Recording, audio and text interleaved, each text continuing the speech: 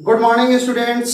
आज हम लोग विलियन चैप्टर के लेक्चर नंबर 5 को लेकर हाजिर हैं और पिछले लेक्चर का ही जो शेष भाग है आज क्लियर करेंगे। जैसा कि हम लोगों ने बताया था कि मोलरता के दो भाग में हम लोग फॉर्मलता और नॉर्मलता को पढ़ेंगे, तो उसको आज हम लोग लास्ट में पढ़ेंगे। उससे पहले हम लोग मोलरता को पढ़ लेते हैं कि क्लियर हो जाए सारा। उसके बाद हम लोग फॉर्मलता और नॉर्मलता को क्लियर करेंगे। आज का वीडियो थोड़ा लंबा होगा, बीच में आप छोड़कर जाइएगा मत, क्योंकि ये वीडियो आपके लिए बहुत ही महत्वपूर्ण होने वाला है। इसलिए गौर से देखते रहिएगा, क्योंकि आज हम लोग तुल्यांकी भार निकालना भी सीख जाएंगे। ठीक है, तो आज हम लोग अपने 7वें सांद्रता को व्यक्त करने के 7वें तरीके की बात कर रहे हैं, जो कि मोललता। पहले मोललता का हम लोग डिफिनेशन देख लेते हैं। मोललता यानी मोलेलिटी क्या चीज है। ठीक है, मोलेलिटी को क्या बोलते हैं, ध्यान दीजिएगा। 1 kg या 1000 ग्राम विलायक में, 1 kg या 1000 ग्राम विलायक में उपस्थित विलेय के मोलों की संख्या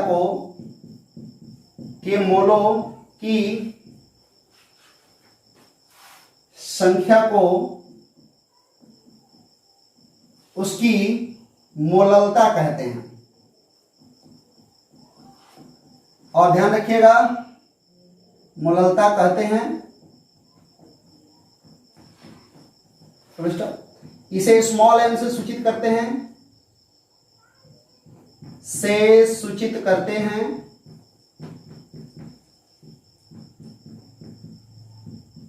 फुल स्टॉप। इसकी इकाई मोल प्रति केजी होगी। इसकी इकाई मोल प्रति केजी होती है। ध्यान दीजिए, मोल प्रति केजी आ गया, भी इसमें नहीं है, मतलब इसके ऊपर ताप का प्रभाव नहीं पड़ेगा।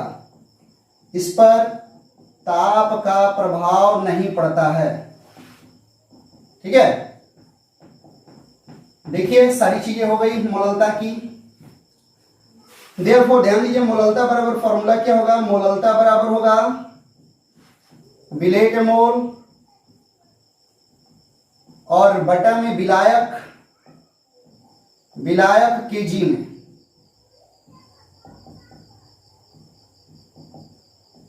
ठीक है, ये आपका मोललता। तो मोललता के बारे में आपको जानकारी मिल गई। 1 किलोग्राम या 1000 विलायक में जो भी विलेय का मोल उपस्थित रहेगा, उसी को उसकी मतलब उस विलयन की मोललता कहेंगे। स्मॉल एम से सूचित करेंगे। इसकी इकाई मोल प्रति केजी होगी और इस पर ताप का कोई प्रभाव नहीं पड़ेगा। क्यों? क्योंकि इसमें आयतन नहीं है या कोई भी ऐसी राशि नहीं है जो कि ताप से प्रभावित हो। मोललता बराबर विलेय के मोल बटा में विलायक होता है केजी में। क्लियर है, इससे ज्यादा इसमें कोई नहीं है। ये सारे मोलरता के टर्म में ही है। अब इसी में एक नए शब्द को हम लोग समझ लेते हैं। जैसा कि आपको पिछली क्लासेस में ही बताया गया था कि हम लोग फॉर्मलता यानी फॉर्मेलिटी और नॉर्मलता यानी नॉर्मेलिटी के बारे में भी जानकारी हासिल करेंगे। तो उसको आज हम लोग चालू करते हैं। ठीक है, तो ध्यान दीजिए, एक शब्द इसी में आता है फॉर्मलता। फॉर्मलता का आप लोग लिखते हैं फॉर्मेलिटी। ठीक है, फॉर्मेलिटी क्या है? तो फॉर्मेलिटी में ध्यान दीजिएगा, 1 लीटर विलयन में उपस्थित विलेय के, यानी 1 लीटर विलयन में उपस्थित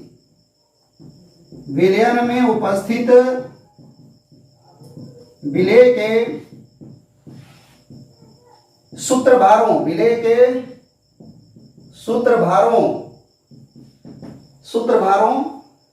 की संख्या को विलयन की फॉर्मलता कहते हैं।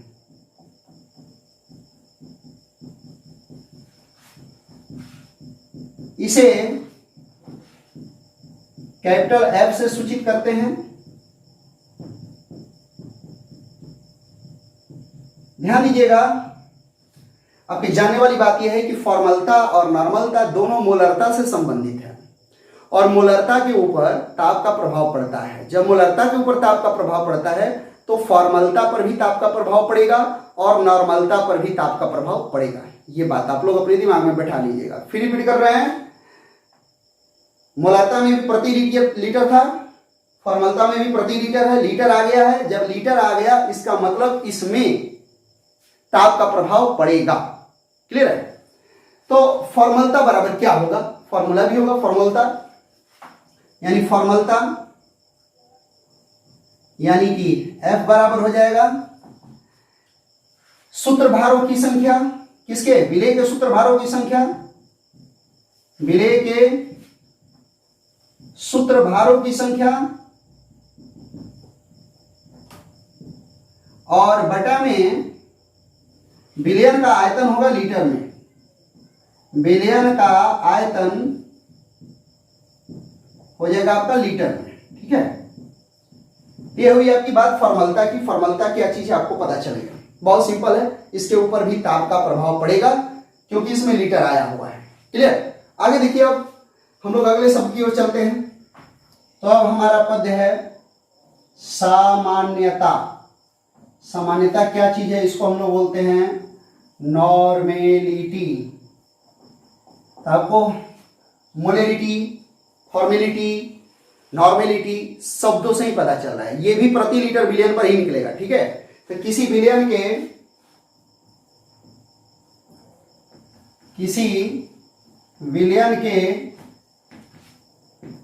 प्रति लीटर, किसी विलयन के प्रति लीटर में घुले हुए विलेय के ग्राम समतुल्यांकों की संख्या को उसकी नॉर्मलता कहते हैं। ठीक है, क्लियर? इसे कैपिटल N से सूचित करते हैं।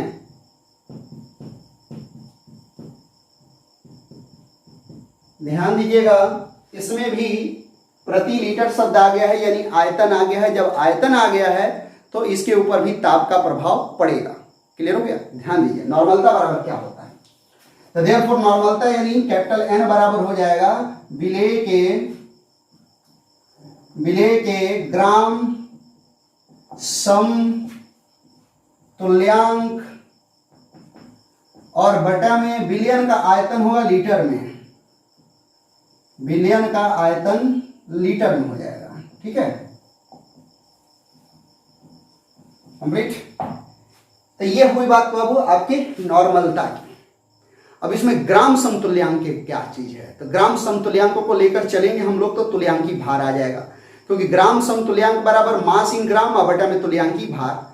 ग्राम समतुल्यांक का मतलब हो गया विलेय का जो भी ग्राम समतुल्यांक आपको निकालना है, तो ग्राम समतुल्यांक बराबर होगा विलेय का मास ग्राम में और बटा में उसका तुल्यांकी भार। ठीक है, तो ग्राम समतुल्यांक क्या होगा? जहां ध्यान रखिएगा, ग्राम समतुल्यांक बराबर हो जाएगा विलेय का ग्राम में द्रव्यमान यानी मास, और बटा में ध्यान रखिएगा ग्राम समतुल्यांक का मतलब विलेय का ही द्रव्यमान होगा और बटा में तुल्यांकी भार होगा, मतलब इक्विवेलेंट वेट। ठीक है, तुल्यांकी भार। क्लियर? ये चूंकि मोलरता से संबंधित है, तब देख लीजिए मोलरता और इसके बीच में क्या क्या संबंध है। तब हम लोग तुल्यांकी भार को क्लियर कर लेते हैं। तुल्यांकी भार को इक्विवेलेंट वेट भी बोला जाता है। ठीक है, गौर कीजिएगा, नॉर्मलता बराबर क्या होगा? ध्यान दीजिए, देयरफॉर नॉर्मलता और मोलरता में और मोलरता और नॉर्मलता में क्या संबंध है वो देख लीजिए। नॉर्मलता बराबर होगा मोलरता गुणित मोलर द्रव्यमान बटा में तुल्यांकी भार। नॉर्मलता बराबर मोलरता गुणित मोलर द्रव्यमान। मोलर द्रव्यमान का मतलब समझ रहे आप लोग, एक मोल का द्रव्यमान। ठीक है, मोलरता गुणित मोलर द्रव्यमान, मोलर मास। ठीक है, और बटा में तुल्यांकी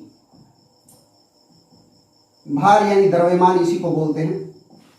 अब अगर इससे चाहे मोलरता का फॉर्मूला, तो मोलरता का फॉर्मूला भी इजीली निकाल सकते हैं। देयरफॉर मोलरता बराबर क्या होगा, तो क्रॉस मल्टीप्लाई कर दीजिए, मोलरता बराबर हो जाएगा, यहाँ मोलरता रह जाएगा, यहाँ आ जाएगा नॉर्मलता, नॉर्मलता गुणे ये तुल्यांकी भार ऊपर चला जाएगा, इधर आएगा तो तुल्यांकी भार और बटा में मोलर द्रव्यमान, मोलर द्रव्यमान यानी मॉलिक्यूलर मास, एक मोल का द्रव्यमान, मोलर द्रव्यमान यानी एक मोल का द्रव्यमान। ठीक है, इतनी बात हुई। अब तुल्यांकी भार को हमको निकालना है, तो इससे पहले हमको अम्लता और क्षारीयता के बारे में जानना पड़ेगा कि अम्लीयता क्या है, क्षारीयता क्या है। अम्लों की क्षारकता निकलती है और क्षारों की अम्लीयता निकलती है। ठीक है, तो अम्लीयता क्या है और क्षारीयता क्या है, इस पद को आप समझ लीजिए। यहां पे अम्लीयता क्या है, तो किसी भी अम्ल में उपस्थित H प्लस आयनों की संख्या को उसकी क्षारकता कहते हैं। ठीक है ना, किसी अम्ल में उपस्थित, ध्यान दीजिए, किसी अम्ल में उपस्थित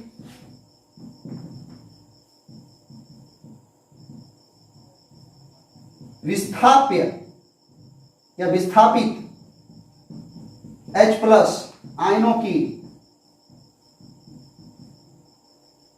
की संख्या को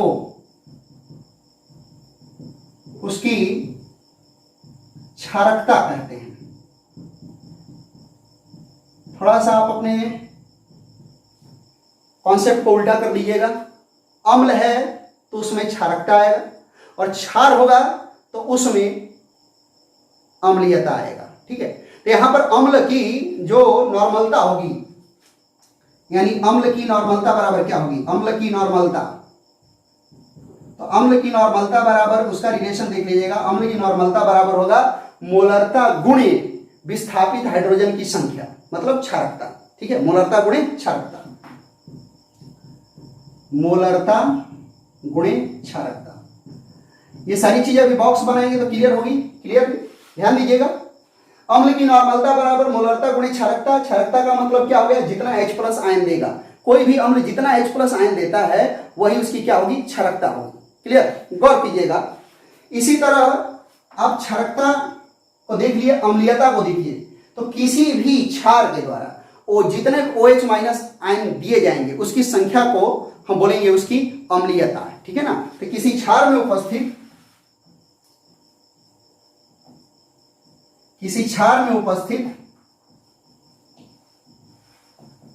OH माइनस आयनों की संख्या को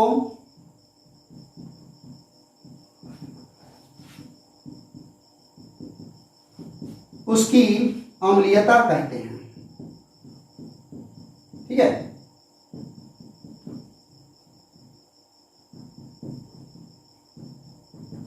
इस चीज को ध्यान रखिएगा, अम्लीयता क्षारीयता, क्योंकि इस सब का हम लोग लिस्ट बना के भी आगे बढ़ने वाले हैं, तुल्यांकी भार निकालेंगे। तो अभी इसका संबंध क्या होगा वो देखिए, उसी तरह होगा जिस तरह हम लोग का था। तो क्षारों की नॉर्मलता बराबर क्या होगा, ध्यान दीजिएगा, क्षारों की नॉर्मलता बराबर हो जाएगा मोलरता गुणे अम्लीयता, मतलब जितना OH माइनस आयन दिया है उसकी संख्या से उसकी मोलरता में क्या कर देना है, गुणा कर देना है। देखिए यहाँ पे अम्ल की नॉर्मलता बराबर मोलरता गुणे क्षारकता। क्षारकता क्या है, जैसे आप HCl लिए तो HCl में एक H प्लस मिलेगा तो क्षारकता 1 हो गई। H2SO4 लिए तो इसमें 2 OH प्लस मिलेगा तो क्षारकता कितनी हो गई, 2 हो गई। तो अब अम्ल की आपको H2SO4 की नॉर्मलता ज्ञात करनी है, तो इसकी जो मोलरता निकलेगी उसमें से इसकी क्षारकता, यानी यहाँ पर 2 है, 2 से गुणा करोगे, यहाँ पर 1 है, 1 से, तो जब 1 से गुणा करोगे HCl का निकलेगा, 2 से गुणा करोगे तो H2SO4 का। उसी तरह अगर यहाँ पर आप लोग क्षारों की अम्लीयता की बात करें तो NaOH लिए हो तो NaOH में कितना OH है, 1, या CaOH का होल ट्वाइस लिए हो तो CH का होल ट्वाइस में कितना OH है, 2। तो यहाँ अम्लीयता की जगह पर इन OH वाले आयनों की संख्या से गुणा करना पड़ेगा आपको, तो आपको ये कॉन्सेप्ट निकलेगा। क्लियर, क्लियर है। अब इस कॉन्सेप्ट को आगे बढ़ाते हैं और हम लोग तुल्यांकी भार की ओर बढ़ते हैं। ये निकालना तो आप जान गए कि नॉर्मलता क्या है, फॉर्मलता क्या है और इसमें क्या रिलेशन है, ये सारी बातें जान गए। यहाँ पे आपको तुल्यांकी भार निकालने में ये क्षारकता और अम्लीयता काम आने वाली है। अब तुल्यांकी भार क्या चीज है, उस चीज को बाय डिफिनेशन हम लोग और उसके कितने प्रकार के फॉर्मूले हैं उसको देखकर उसके एग्जांपल हम लोग देखेंगे, एकदम क्लियर हो जाएगा। लेकिन इससे पहले एक चीज और आप देख लीजिए कि नॉर्मलता समीकरण क्या होता है। ये इसको हटा के आपको नॉर्मलता समीकरण बता देते हैं।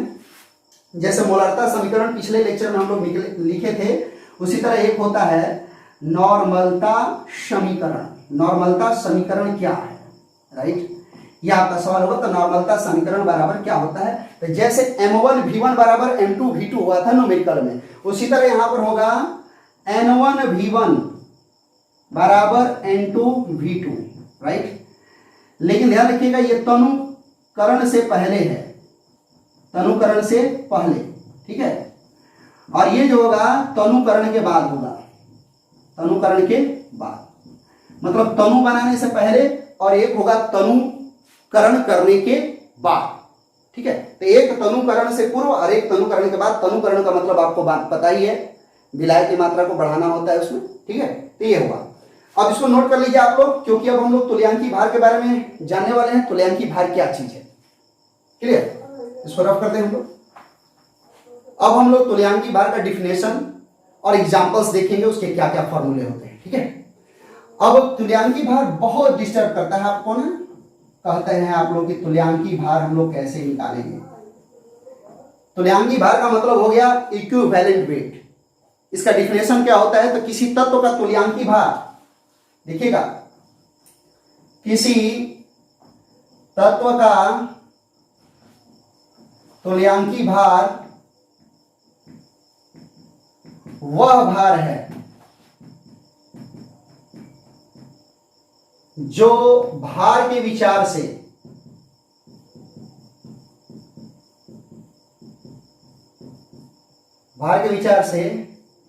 H के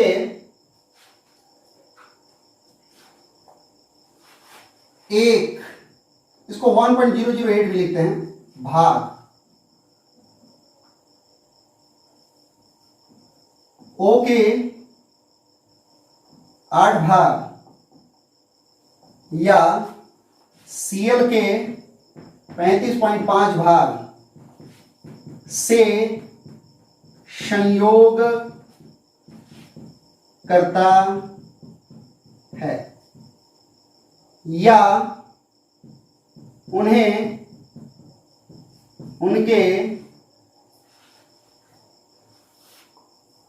यौगिकों से विस्थापित करता है।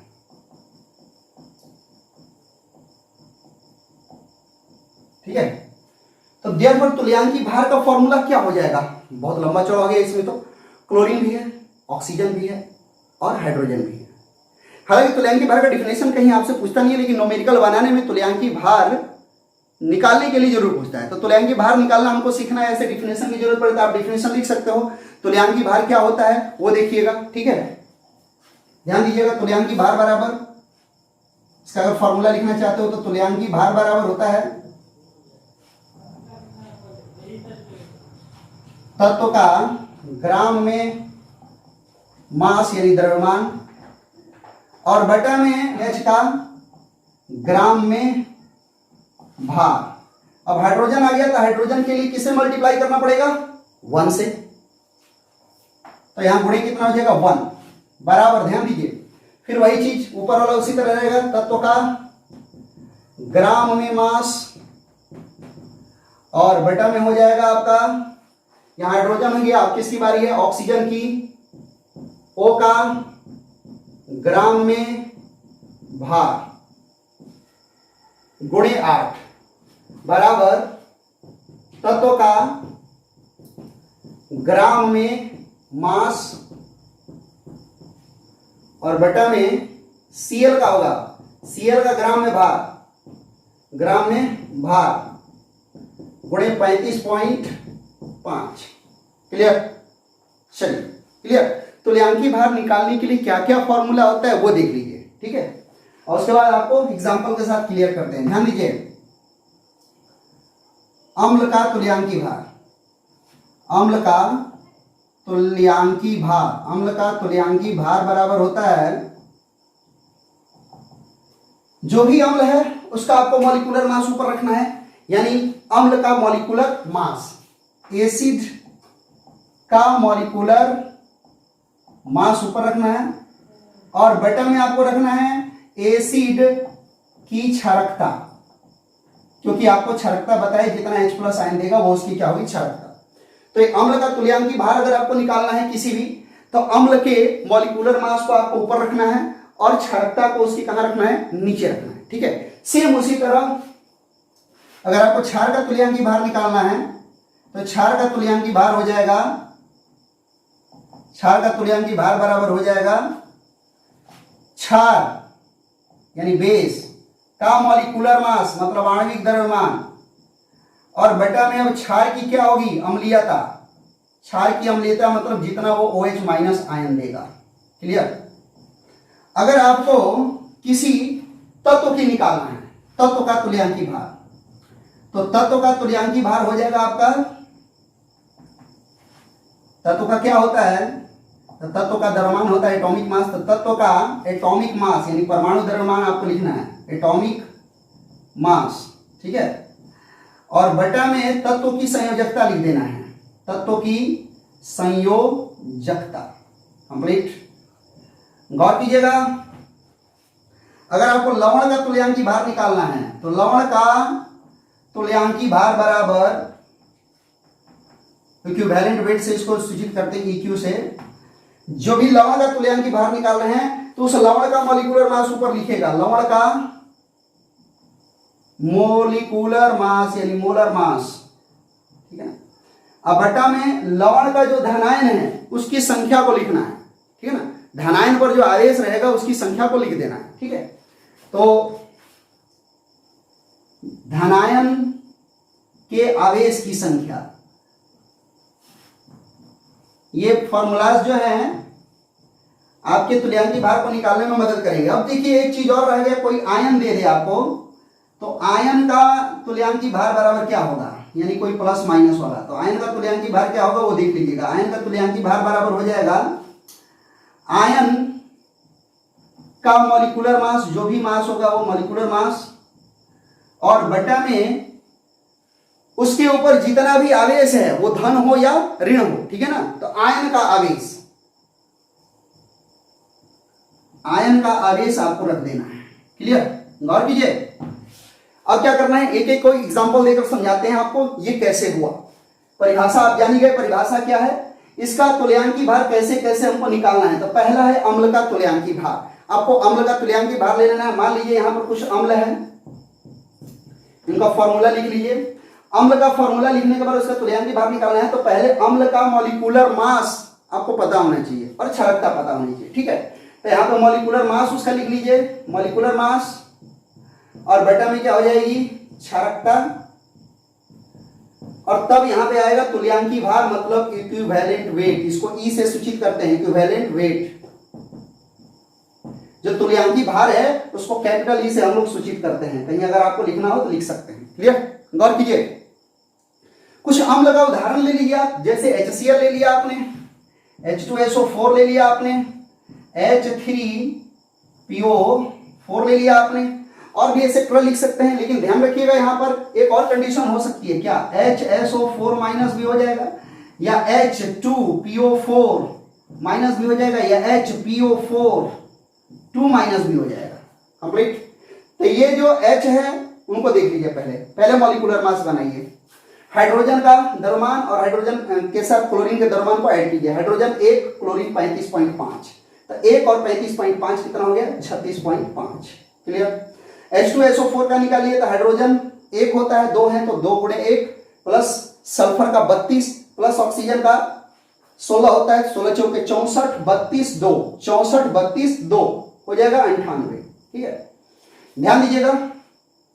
H3 हाइड्रोजन का 1 होता है मास, यहाँ पे 3 है, तो 3 × 1 3 हो गया। फास्फोरस 31, तो 31 और 3 34 हो गया।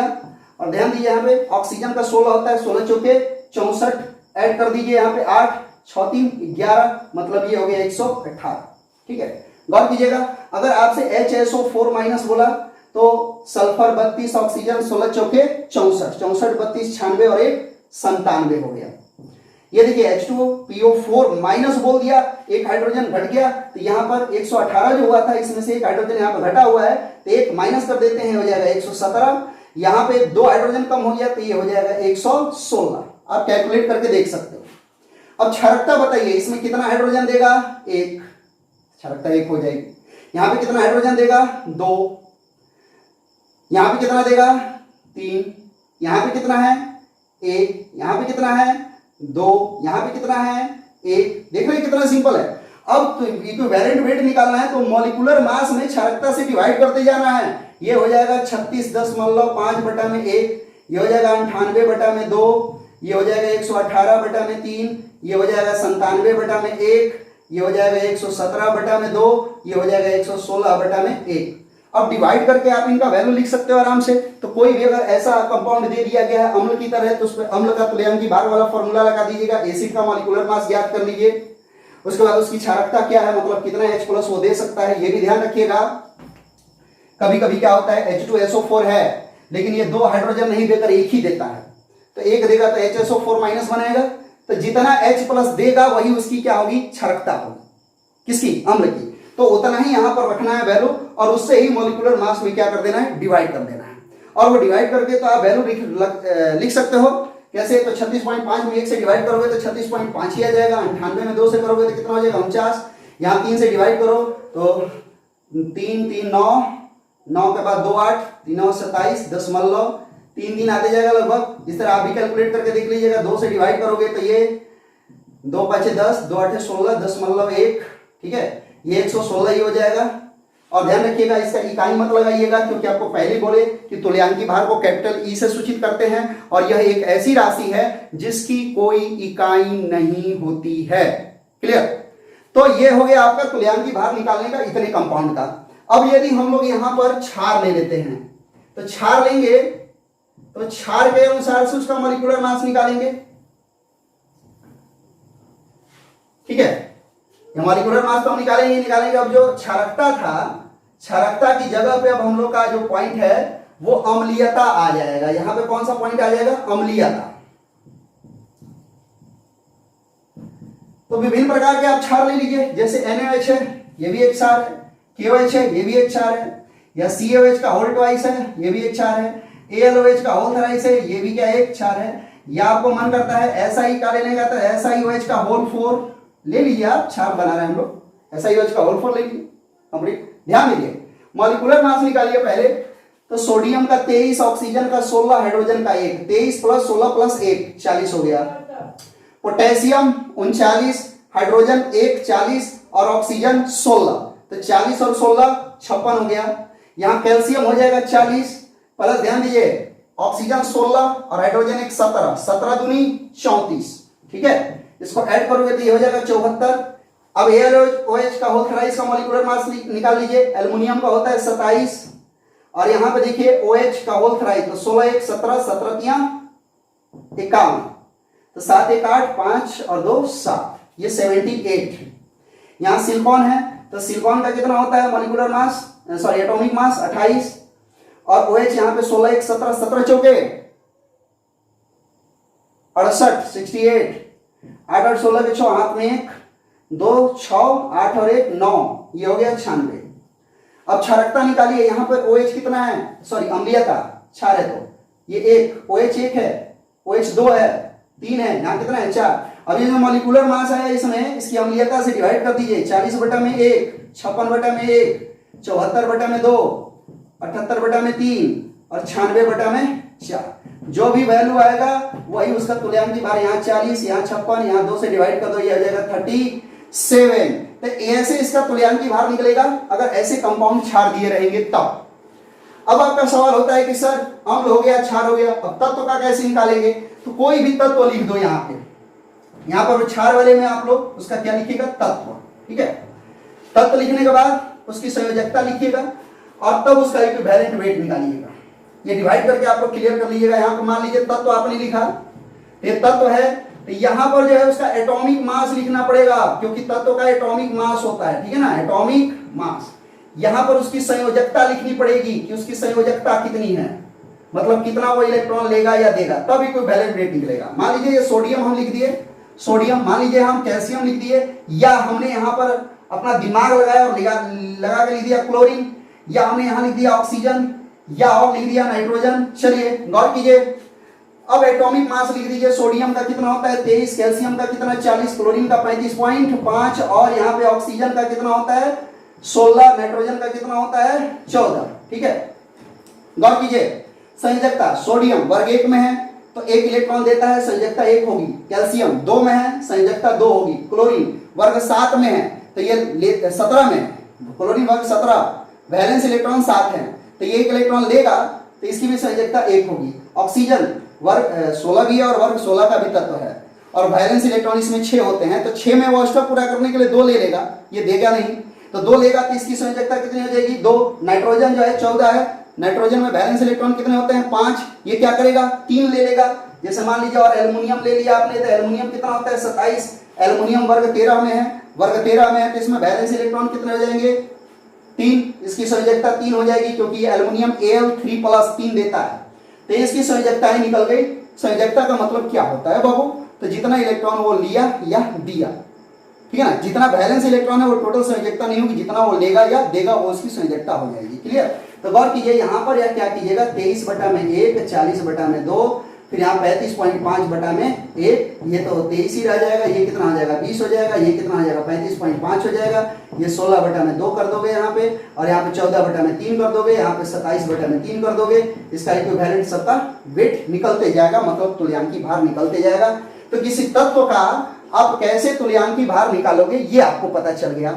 तत्व का निकालने के बाद आपके पास आता है लवण का तुल्यांकी भार कैसे निकाले, तो अब फिर से इस सीरीज को बदलना पड़ेगा। ध्यान दीजिए इक्विवेलेंट वेट तो इसी तरह रह जाएगा, सूत्र हम लोग अलग अलग लगाते रहेंगे और जो कैलकुलेशन हम छोड़ रहे हैं वो अपने स्तर पे आप लोग कंप्लीट कर दीजिएगा और कंप्लीट करने के बाद नोट कर लीजिएगा उसको। ठीक है, तो यहाँ पर जो है लवण लिखिए, लवण के बाद ध्यान दीजिए उसका मॉलिक्यूलर मास लिखना पड़ेगा, मॉलिक्यूलर मास, और मॉलिक्यूलर मास के साथ साथ उसका क्या लिखना पड़ेगा धनायन के आवेश, मतलब पॉजिटिव का आवेश, पॉजिटिव के ऊपर कितना आवेश है। ठीक है, अब जैसे आपने कोई ले लिया यहाँ पे NaCl ले लिया या CaCO3 ले लिया, NaCl ले लिया आपने, ठीक है, CaCO3 ले लिया आपने, Na2SO4 ले लिया आपने, ठीक है, या आपने Ca3PO4 का होल ट्वाइस ले लिया, कंप्लीट, इतने आपने ले लिए लवण, ये लवण हो गए। इनका मॉलिक्यूलर मास निकाल लीजिए प्रेम से आप। सोडियम के कितना होता है 23 होता है, इसका 35 होता है, तो 23 और 35.5 तो ऐड कर दीजिए 5 हो जाएगा 8 और 10.5 तो 58 कितना हो गया 5। कैल्शियम 40 होता है, कार्बन 12 होता है, ऑक्सीजन 16 होता है, 16 3 48 12 40 ये हो जाएगा 100। ठीक है, Na2SO4 का देख लीजिए, Na2SO4 सोडियम का 23 होता है, 23 दूनी 46 और सल्फर का हो जाता है 32 और 16 चौके 64, इसको ऐड कीजिए 2 कैरी 1 हो गया, 4 3 7 1 8 6 14 142 हो गया। ये आगे वाले को देखिए बाबू, कैल्शियम का होता है 40 3 है तो 40 3 120। ठीक है, ध्यान दीजिए यहां पर जोड़ देते हैं पहले फास्फोरस और ऑक्सीजन, तो फास्फोरस का 31 होता है 31, ऑक्सीजन का 16 होता है 16 चौके 64, तो इसको ऐड कर देते हैं तो ये 5 हो गया और ये 9 हो गया, 95 हो गया। 95 का दुगुना मल्टीप्लाई 2, तो 95 को 2 से मल्टीप्लाई करेंगे तो ये हो जाएगा 190, मतलब 190, 0 9 2 11 के 1 और ये 3, ये हो गया 310। ऐसे आप लोग भी मल्टीप्लाई करके ऐड कर लीजिएगा, तत्वों का आपको द्रव्यमान तो याद होगा ही होगा। कैल्शियम का 40 होता है तो 40 गुणे 3, फास्फोरस का 31, ऑक्सीजन का 16 16 चौके 64 64 31 जोड़ के ये डबल है तो डबल कर दिए 190, तो ये हो गया 310। ध्यान दीजिए अब इसमें धनायन कितने हैं तो सबको पता है NaCl जब टूटता है, गौर करते जाइए, NaCl जब टूटेगा तो क्या बनाएगा तो Na+ और Cl-, तो पॉजिटिव का आवेश कितना है +1 है तो यहाँ पे होगा +1। ठीक है, अब CaCO3 में आते हैं तो CaCO3 में आते हैं तो सबको पता है Ca2+ और CO3 तो पॉजिटिव का कितना है +2 लिख दिया यहाँ पे। गौर कीजिए Na2SO4 में भी जाइएगा तो ध्यान दीजिए Na2SO4 में लिखिएगा तो आपके दिमाग में आ गया क्या, वो दिखिएगा Na2SO4 आपने लिखा तो यहाँ 1+, यहाँ 2-, आपके दिमाग में है कि एक ही प्लस है, ये नहीं बाबू, एक पर एक प्लस है, यहाँ 2 हैं तो टोटल प्लस कितना हो गए 2 हो गए, ये +2 हो जाएगा। आगे एक आपको ये इसलिए जटिल दे दिए कि आपका सारा कंफ्यूजन दूर हो जाए। Ca3 हो गया और ये हो गया PO4 का होल ट्वाइस, ये फॉस्फेट समूह है, सबको पता है Ca के ऊपर 2 प्लस होता है, इसके ऊपर 3 माइनस, तभी ना 3 दूनी 6, 2 तिहाई 6, धनायन और ऋणायन का आवेश बराबर। गौर कीजिएगा, यहां धनायन 3 दूनी 6 यानी यहां पे प्लस 6 होगा, राइट। तो कैसे लिखे आपको पता चल गया है, टोटल धनायनों की संख्या, और 2 प्लस जो है 1 पर है, एक Ca पर 2 प्लस है तो 3 पर कितना होगा, 3 गुना मतलब प्लस 6। अब इसको हम लोग डिवाइड कर देंगे 58.5 बटा में 1, ये 100 बटा में 2, ये 142 बटा में 2 और ये 310 बटा में 6। डिवाइड करने के बाद जो भी आएगा उसको आप प्रेम से लिखते जाइए, वही इक्विवेलेंट वेट हो जाएगा इसका, ठीक है। और यहां आप डिवाइड करते हैं तो 6 5 30, 6 कम 6 0.5 6 आ जाएगा, ठीक है ना, इसकी कोई इकाई नहीं होगी। तो ये हो गया किसके लिए, लवण का तुल्यांकी भार निकालना आपने सीखा, वेरी इजी, वेरी सिंपल। अब किसी आयन का तुल्यांकी भार कैसे निकालोगे तो उसका उदाहरण बता रहे हैं, एकदम सारे उदाहरण हम क्लियरली बताते जा रहे हैं, आप साथ में नोट कीजिएगा। वीडियो को बहुत लंबा बनाने का हमारा विचार नहीं है, इसलिए जल्दी जल्दी इसको बता रहे हैं। आपको कुछ याद तो रहना चाहिए, आपको अगर आपको तत्वों का द्रव्यमान याद है तो इजिली आप कैलकुलेट कर सकते हो, अगर फर्स्ट ईयर में ठीक ठाक से पढ़े हो तब। गौर कीजिए यहां पे, अब यहां पर अगर हम लोग किसी आयन के लिए चलते हैं तो ये बदलेगा, क्या क्या बदलेगा वो देखिए। इक्विवेलेंट वेट तो अपनी जगह पर आ जाएगा, इक्विवेलेंट वेट निकालने के जो जो तरीके हैं टोटल हमने रख दिए, ठीक है। इक्विवेलेंट वेट क्या क्या है वो देखेंगे। कोई आयन ले लीजिए यहां पे, आयन, ठीक है, कोई आयन ले लीजिए, कोई भी आयन, कोई भी आयन मतलब कोई धनायन ले लो या ऋणायन ले लो, मतलब Na+ ही ले लिया आपने, Cl- ही ले लिया आपने, या SO4 2- ही ले लिया आपने, CO3 2- ही ले लिया आपने, या NH4+ ही ले लिया आपने, ठीक है। अब इनका मॉलिक्यूलर मास निकाल दो, मॉलिक्यूलर मास, ठीक है। ध्यान दीजिए, अगर तत्व है तो एटॉमिक मास निकलेगा, या यहां पे आप लिख सकते हो एटॉमिक मास। ध्यान दीजिए, सोडियम का 23 ही रह जाएगा, क्लोरीन का 35.5 रह जाएगा। SO4 में ध्यान दीजिएगा, सल्फर का 32 होता है, ऑक्सीजन का 16 होता है, 16 चौके 64, 32 96। यहां यह CO3 2-, कार्बन का 12 होता है, ऑक्सीजन का 16 होता है, 16 3 48 और 12 60। NH4+ में आइए, नाइट्रोजन का 14 होता है, हाइड्रोजन का 1, तो 4 कम 4 और 4 बराबर 18। अब यहां पर देखिए आयन का आवेश, आयन के ऊपर कौन सा आवेश है, आयन का आवेश टोटल लिख दीजिए आप। तो ध्यान दीजिए यहां पर 1 प्लस है 1, यहां पे 1 माइनस है, यहां भी 1, 2 माइनस 2, 2 माइनस 2, 1 प्लस 1। जितना ऊपर प्लस माइनस है वो टोटल आवेश का केवल अंक लिख देना है, ठीक है ना। और अब इसी से इसमें डिवाइड कर देना है, तो ये हो जाएगा 23 बटा में 1, ये हो जाएगा 35.5 बटा में 1, ये 96 बटा में 2, ये 60 बटा में 2, 18 बटा 2, ये हो जाएगा 23, ये हो जाएगा 35.5, ये हो जाएगा 96 से डिवाइड कर दो 48, ये हो जाएगा 30, 18। आप भी स्वयं भी डिवाइड करके देख सकते हो। तो इतना का तुल्यांकी भार देख लिए हम लोग। आपको ये भी ध्यान रखना है कि आपको कुछ सस्पेंस वाली चीजें भी दे सकता है, जैसे 2 ऊपर वाली उठा के आपको बता रहे हैं, 2 को ऊपर वाले हटाकर बता रहे हैं आपको, गौर से देखिएगा। जैसा कि आपने पढ़ा, एक क्यूपरस होता है, क्यूपरिक होता है।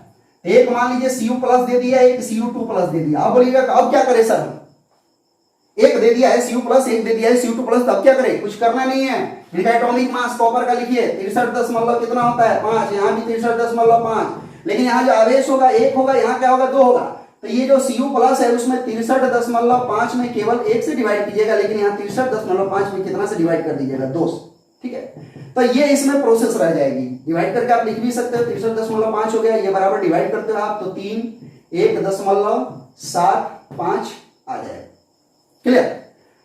तो आपको ये नहीं देखना है कि कॉपर ही है तो अलग हो गया, अगर आयरन ही आ जाए या कोई और आ जाए तो आपको कुछ नहीं करना है। उनका एटॉमिक मास, मॉलिक्यूलर मास लिख कर उस पर जितना आवेश है उससे उसको क्या करते जाना है, डिवाइड कर दे जाना है। ये बिल्कुल सिंपली आपका निकल जाएगा। और तुल्यांकी भार निकालने के लिए हमने आज बहुत से उदाहरण दिए, इससे ज्यादा उदाहरण आपको कोई नहीं दे सकता है। तो आप थोड़ा प्रयास कीजिए, अपने आप आपको निकालने आ जाएगा। सारे प्रकार के एग्जाम्पल दे दिए, और फिर हम लोग अगले लेक्चर क्लास में मिलेंगे अगले टॉपिक के साथ। और आपसे एक क्वेश्चन करते हैं कि क्या आप लोग ऑर्गेनिक का भी सेकंड बुक चालू करवाना चाहते हो? अगर यस तो कमेंट बॉक्स में यस लिखिए। और हेलो एल्केन, हेलो एरिन के भी हम लोग लेक्चर आपके लोड करने लगेंगे, जैसे ही आपके हम लोग कमेंट पाएंगे वैसे ही।